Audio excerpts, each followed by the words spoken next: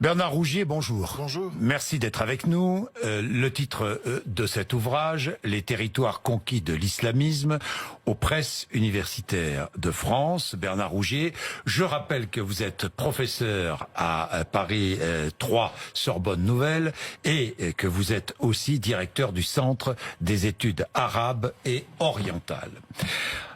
Enquête, c'est une enquête sérieuse, conduite avec vos étudiants, ce qui est original, sur la conquête de certains quartiers par les islamistes. C'est bien cela, vous avez été aidé par vos étudiants. J'aurais pas pu faire ce travail sans eux. Ils sont issus des quartiers, ils m'ont accompagné, ils m'ont aidé, ils ont fait l'essentiel du terrain, par observation participante, par immersion, par entretien semi-directif, par observation. Et donc chaque texte, chaque chapitre est documenté de manière empirique, sérieuse. Tout ça est référencé.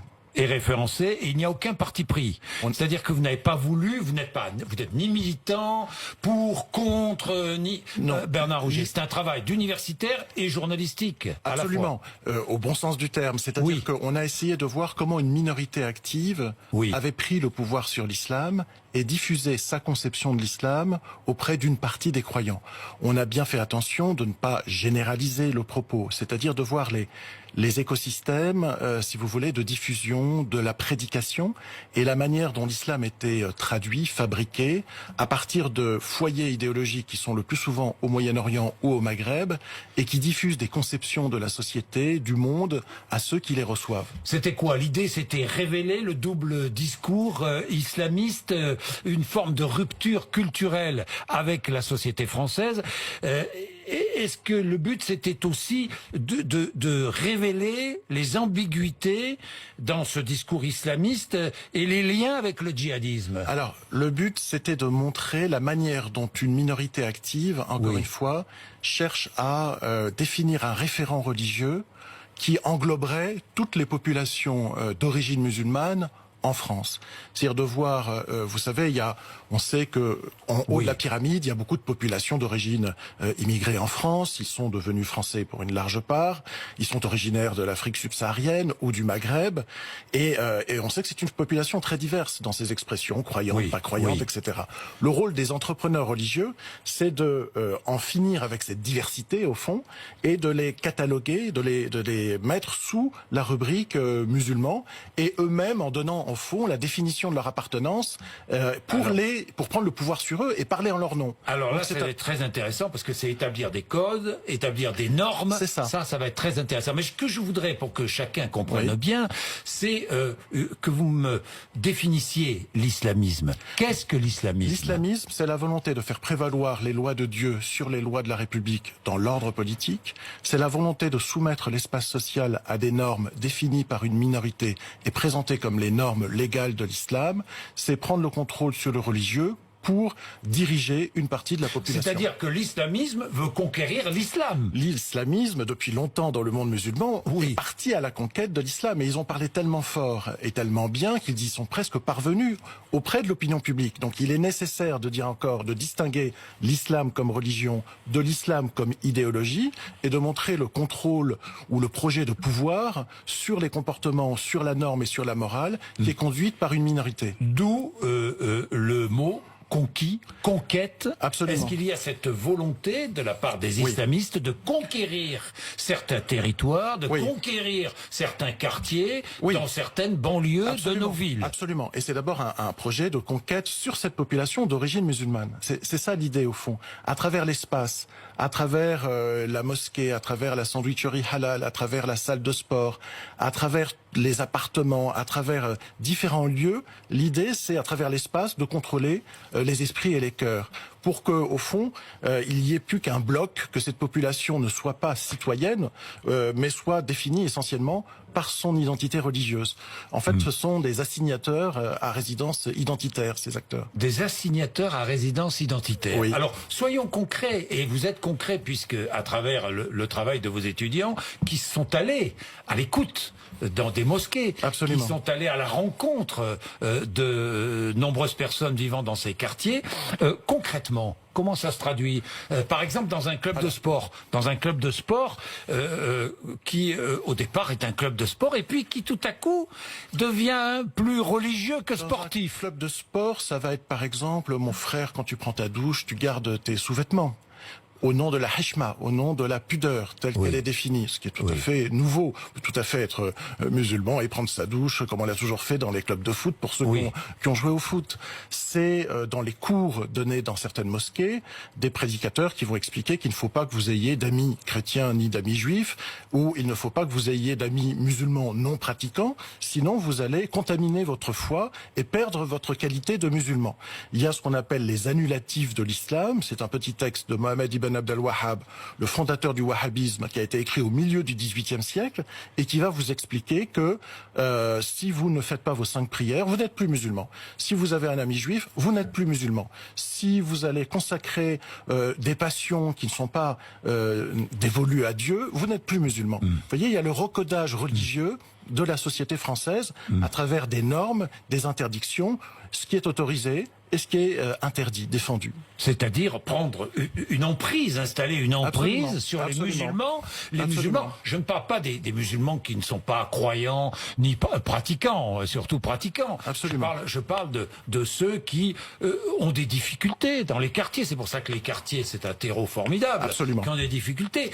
La volonté, c'est de créer quoi? Un lien social, c'est cela? La volonté, c'est de créer un bien islamique, entre guillemets, ou islamiste, qui remplace le bien commun républicain. L'idée, c'est que comme il y a une crise sociale que nous savons, il y a des très fortes vulnérabilités, c'est d'exploiter ces vulnérabilités pour donner une nouvelle identité à ce groupe et de leur dire la protection, au fond, la sécurité, vous allez l'obtenir dans la communauté. Ce que l'État, la République ne vous apporte pas, nous allons vous l'apporter. Vous voyez, c'est ça l'idée. C'est pour ça on utilise l'expression enclave pour montrer en quelque sorte la nécessité de contrôler l'espace pour contrôler la population et vouloir parler en son nom. Et d'une certaine manière, la norme se diffuse à la fois dans les lieux que j'ai énumérés très rapidement, mais aussi dans les lycées, dans les collèges, dans les conseils municipaux. Bon, ça c'est le clientélisme communautaire, dans tous les espaces où il y a du collectif. Et ce qui a été très important le livre fait voyager le lecteur, si vous voulez. On part des camps d'entraînement d'Afghanistan, du sable mauritanien, des jeux de pouvoir à Alger des militaires, du pèlerinage à la Mecque et à Médine et des agences de pèlerinage pour montrer précisément le lien entre les deux rives de la Méditerranée.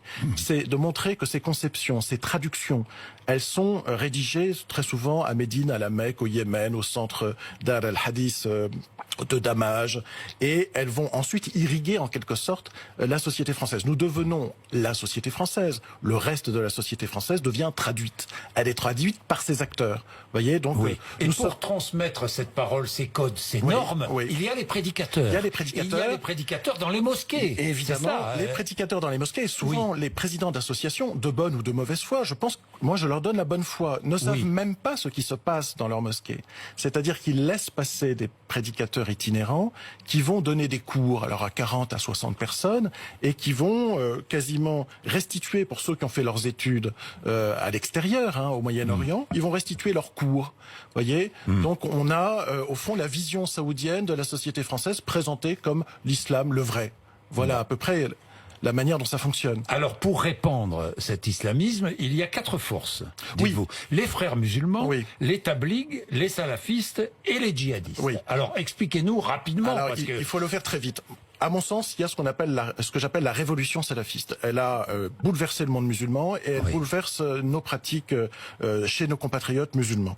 C'est l'idée qu'il faut revenir à l'origine de l'islam, que les vrais musulmans sont les premiers musulmans, ce qu'on croit être les premiers musulmans, le prophète et les compagnons. Le prophète et les compagnons sont des sources d'imitation en quelque sorte. Et chaque parole du prophète a une valeur juridique obligatoire, de la même manière que chaque parole des compagnons a une valeur juridique obligatoire. l'histoire.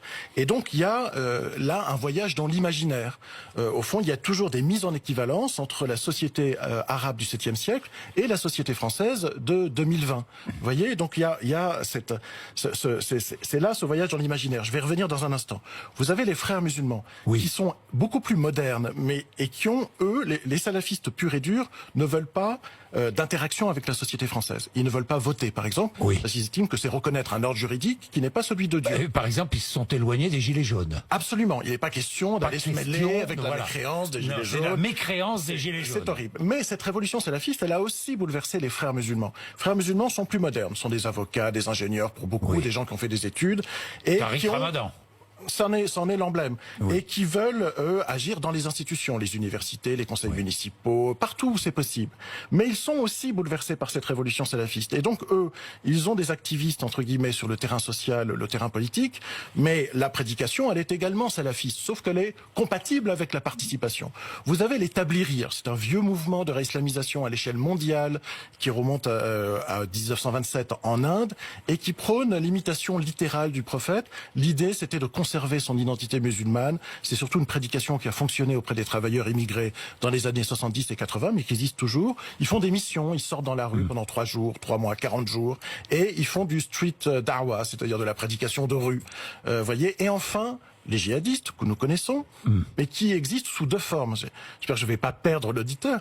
C'est ceux qui, nourris de cet écosystème, vont passer à l'action violente à partir d'une représentation de la société française comme étant une société démoniaque, une société qui génère le mal, une société de Satan, et qu'il faut combattre. À partir du moment où vous êtes nourri par ces conceptions, vous allez combattre. 2 sous-mouvements, 2 sensibilités à l'intérieur de ce djihadisme. Al-Qaïda, que nous connaissons, qui sont des frères musulmans radicalisés. Ben Laden, à 17-18 ans, il voyage à Istanbul. Il serre la main d'Erbakan, le mentor d'Erdogan. Donc ce sont des gens très politiques et qui veulent placer le monde musulman contre l'Occident et frapper les États-Unis, la tête du serpent, comme ils disent. Et puis vous avez l'autre sensibilité qui, elle, se nourrit du wahhabisme, du salafo-wahhabisme, de cette conception pour chercher la pureté. C'est la pureté qui est importante. Et s'il y a un espace de pureté qui se déclare, le califat, on y va. Voilà.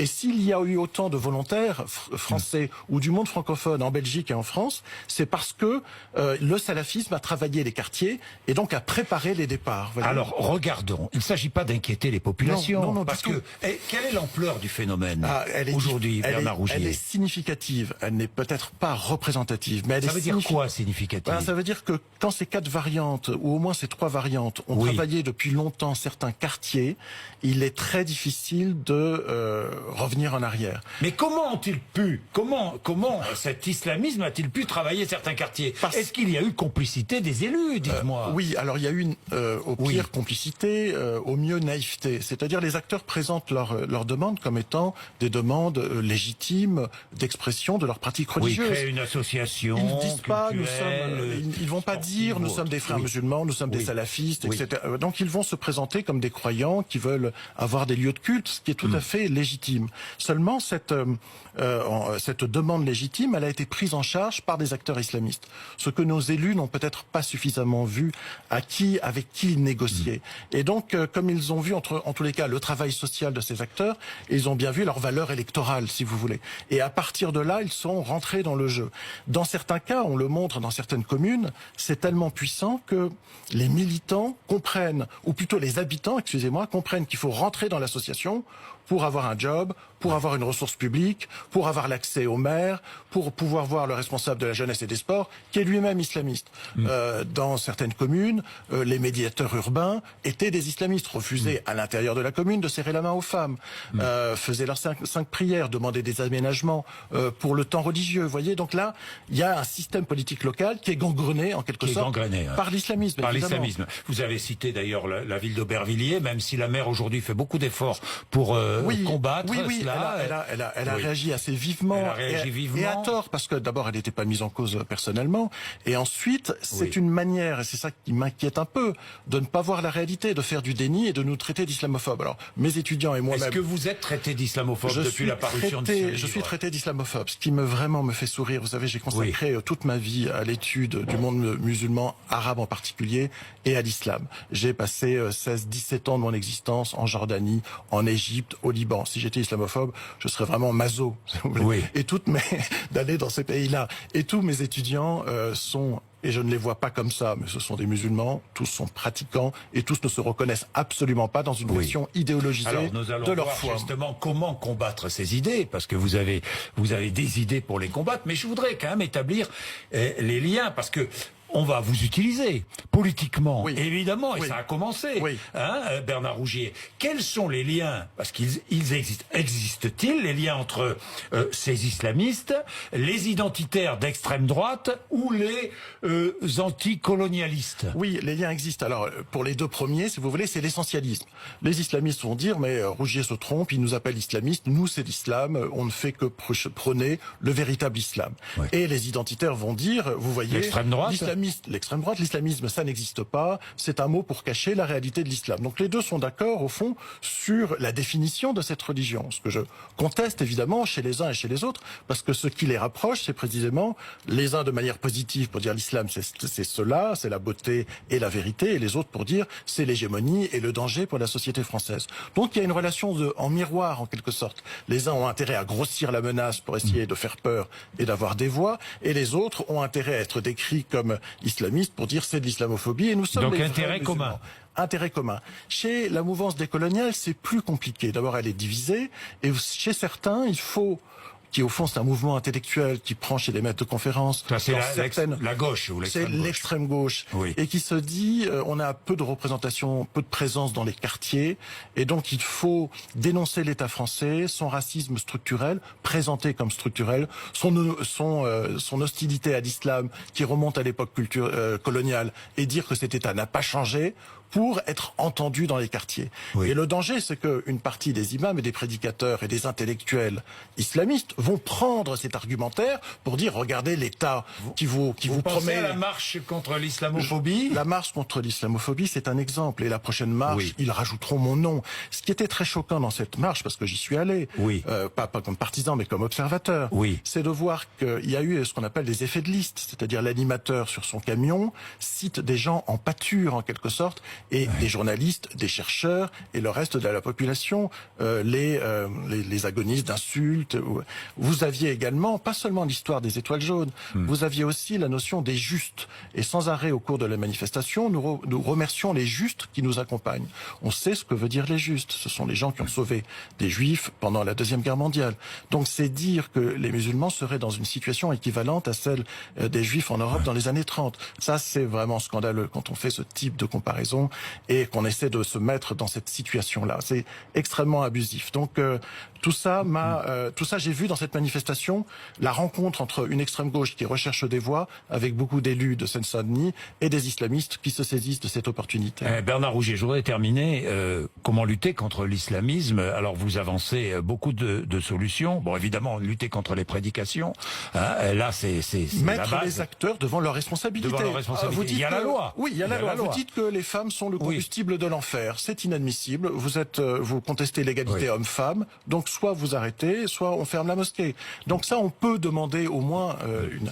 Alors, deuxième chose, faciliter les liens sociaux dans les quartiers. Oui, j'ai pris souvent l'image du ciné-club, on peut prendre l'image de la danse, du théâtre. Quand il y a des espaces collectifs d'expression culturelle, c'est une défaite pour les islamistes. Parce que l'islamisme veut régenter tous les espaces sociaux, tous les domaines d'activité. Si vous vous passionnez pour la danse, si vous vous passionnez pour la littérature, vous êtes tout à fait musulman dans l'ordre religieux, mais dans l'ordre culturel, vous avez votre passion. Et c'est le cas de la majorité de nos compatriotes qui agissent de cette façon. Pour les islamistes, c'est considéré comme de l'idolâtrie. Vous voyez, donc plus on offrira de perspectives, plus on rendra vivante la citoyenneté, plus on offrira des capacités de lien autour d'objets culturels divers, plus on luttera, mieux on luttera. Il y a aussi d'autres solutions. Ringardiser le discours religieux islamiste. Oui, parce que ringardiser. On a des intellectuels libéraux musulmans remarquables en France. Alors moi, à mon sens, je le leur dis très gentiment. Ils ne vont pas assez dans ces quartiers. Assez. Certains le font. Certains me disent c'est difficile. Un que je connais bien me dit c'est plus facile au Maroc que dans nos banlieues. Mais ils doivent absolument relever le défi parce que, et moi aussi d'une certaine manière, il ne faut pas laisser la gestion de ces espaces à ces acteurs religieux. L'État doit être présent et les animateurs de la vie culturelle française doivent y aller. Et puis Bernard Rougier, ceux qui ont réussi, qui sont des musulmans pratiquants, Absolument. mais Absolument. libéraux, qui ont Absolument. réussi dans la vie, Absolument. qui doivent aussi aller parler Absolument. dans les quartiers. Absolument, et même ceux qui ne sont pas croyants et qui sont à l'image du reste de la population. Montrer que le musulman réussit. Par l'exemplarité. Et le problème, c'est l'enfermement. C'est-à-dire quand vous avez l'espace de la prédication, l'espace résidentiel, l'espace du loisir, qui est concentré, superposé, il est très difficile de casser ces écosystèmes. Merci Bernard Rougier, c'est passionnant. Les territoires conquis de l'islamisme aux presses universitaires de France. Merci beaucoup. Merci beaucoup. Il est 8h53, RMC et BFM TV.